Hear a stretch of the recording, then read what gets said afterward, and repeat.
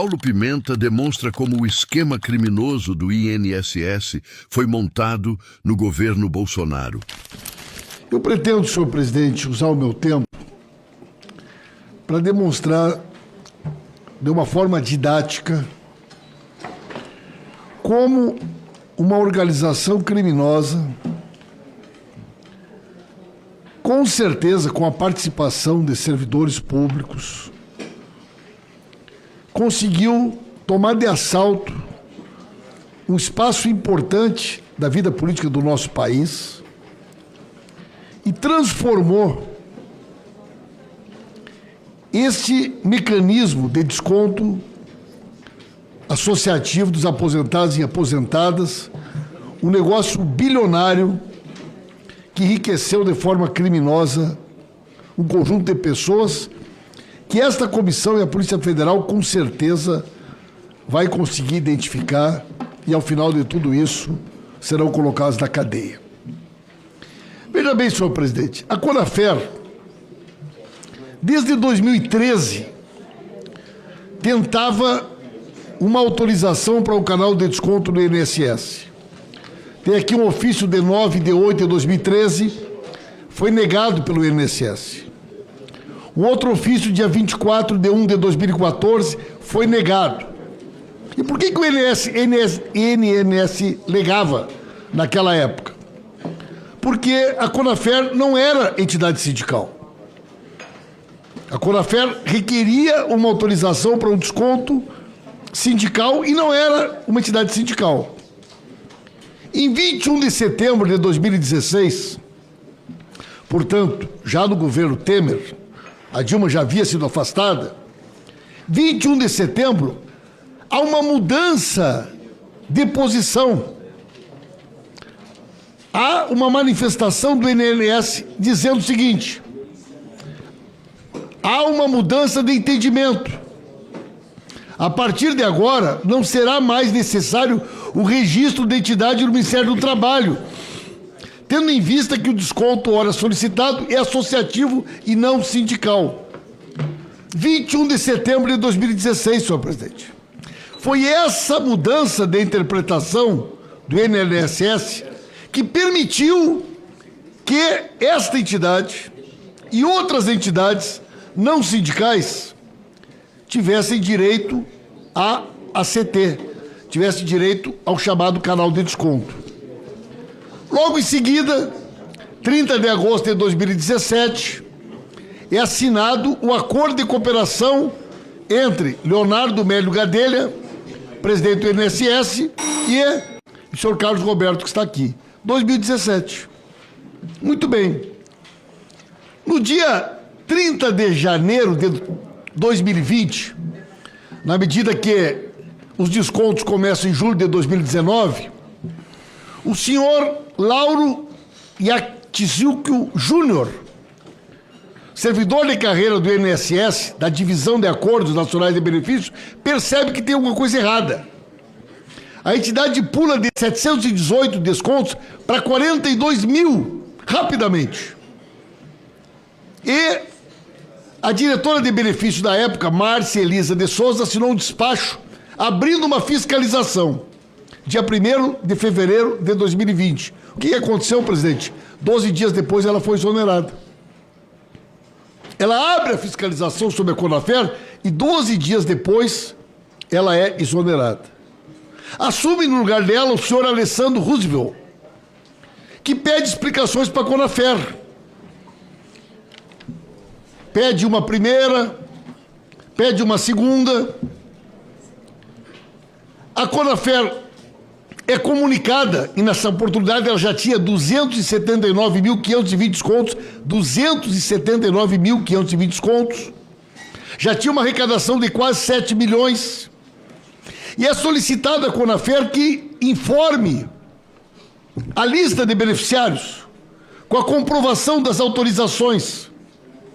O que a Conafer informa que não tem como fazer, que não consegue fazer, e pede prazo. E é concedido um prazo, 2 prazos, 3 prazos, para que ela encaminhe a lista dos associados, e ela nunca consegue encaminhar, porque ela não tinha as fichas de autorização.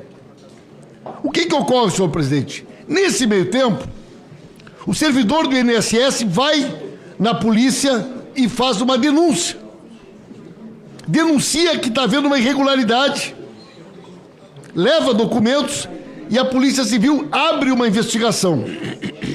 E esses servidores do INSS passam a ser ameaçados de morte. Há um inquérito sobre isso, presidente. Nós temos que chamar o delegado aqui. Nós temos que trazer o delegado desse inquérito aqui imediatamente, senhor presidente. E a investigação segue. Chega no dia 8 de outubro de 2020, presidente do INSS já é o senhor Leonardo José Rolim, nomeado pelo senador que a gente não pode dizer o nome, para não pedir artigo 14. E o que acontece, senhor presidente?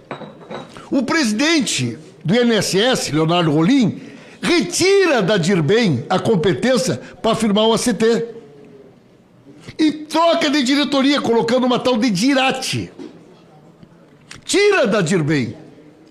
E aí, senhor presidente, avança a negociação e o senhor Leonardo Rolim, no dia 3 de novembro de 2020, devolve para a Conafer, devolve o direito de fazer o ACT e continuar fazendo os descontos. Mas veja que curioso, senhor presidente.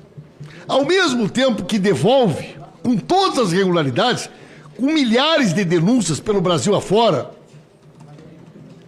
a Conafer entra com ofício, e o nosso depoente pediu no início hoje que a gente mande um ofício autorizando ele continuar descontando para a Polícia Federal.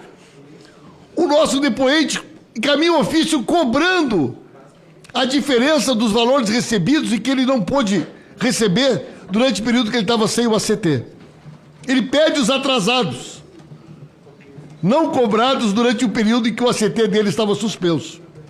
E aí, senhor presidente, você abre um procedimento dentro do INSS que reconhece que o INSS era devedor. Era devedor. Inclusive, uma das coisas que era acusada a entidade era cobrar de pensionistas. Inclusive, foi feito um decreto assinado, na época, pelo Paulo Guedes, pelo Onyx e pelo presidente Bolsonaro, mudando o decreto e permitindo que eles passassem a cobrar das pensionistas para corrigir a irregularidade que eles estavam cobrando de forma ilegal. Nesse momento, a Conafer, inclusive, faz uma carta de agradecimento ao presidente Rolim, José Rolim Guimarães, que reconhece a dívida, senhor presidente, e determina os procedimentos para que sejam pagos os valores. E nesse tempo, há uma mudança e assume José Carlos Oliveira como presidente da direção de benefícios. José Carlos Oliveira, aquele que já esteve aqui. O José Carlos Oliveira atualiza os cálculos, atualiza os números e chega à conclusão que a dívida era um pouquinho maior, que a dívida era de 11.861.756. E o José Carlos Oliveira determina que seja pago para a Conafer 11.861.000 reais a título de valores que eles não puderam cobrar durante o período que eles estavam sem ACT. Mas olha que curioso, senhor presidente. Nesse período, a Conafer tem uma transferência de recursos para o senhor Laudenor. Lembra do Laudenor? No depoimento do Zé Carlos Oliveira? Que ele nos apresentou aqui como faz tudo dele. No momento em que o Zé Carlos Oliveira determina o pagamento de 11.861.000, a Conafer faz uma transferência para o Laudenor, para o homem de confiança do Zé Carlos Oliveira.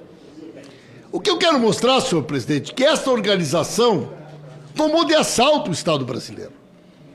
E eu não acredito que esses bilhões de reais tenham sido roubados sem que tenha os autores intelectuais, os mandantes.